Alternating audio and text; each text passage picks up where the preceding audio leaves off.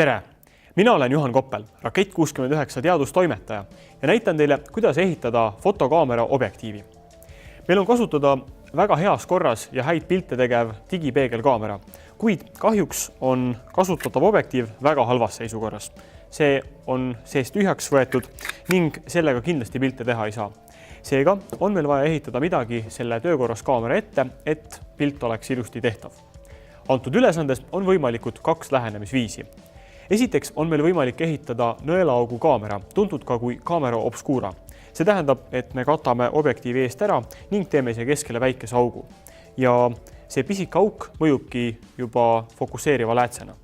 Teine variant on kasutada aga laual olevat suurt läätse ning ehitada sellega midagi, mis näeb välja palju rohkem nagu tavaline objektiiv.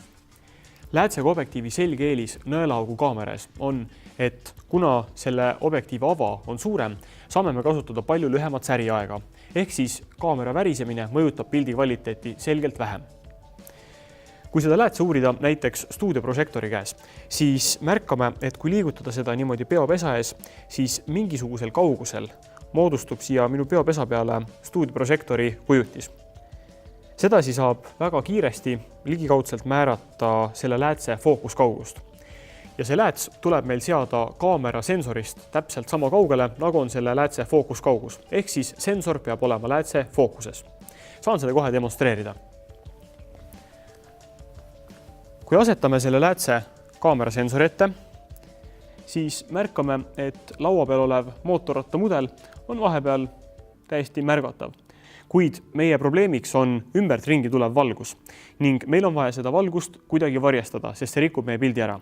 Seega tuleb ehitada korralik varjuk.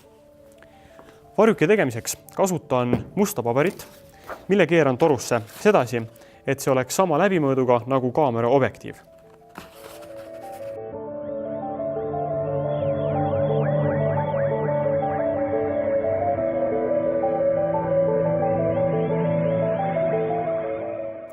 Varjuk on valmis. Nüüd tuleb siia külge kinnitada lääts.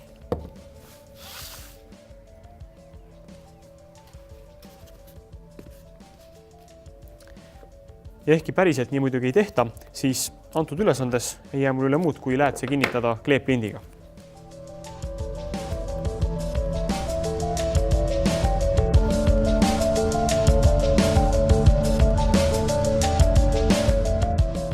Ning lääts on varjuki külge fikseeritud. Nüüd saab seda läätse fokusseerida ehk siis peenhäälestada niimoodi, et me liigutame seda korpust siin varjukises edasi-tagasi ja tänu sellele panna paika läätse täpse asukoha. Katsetame seda kohe kaameraga.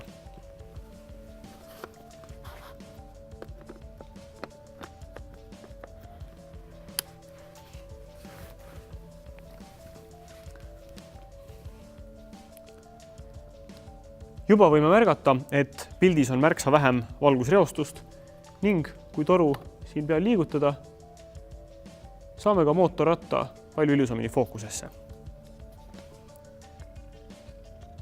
Ning kui oleme fookuse paika sättinud, on aeg teha pilt.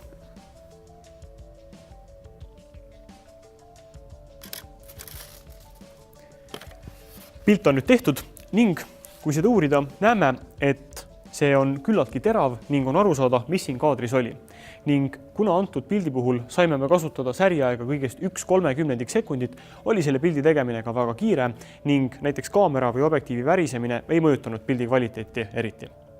Ja täpselt nii lihtne ongi ise kaamerale objektiivi ehitada.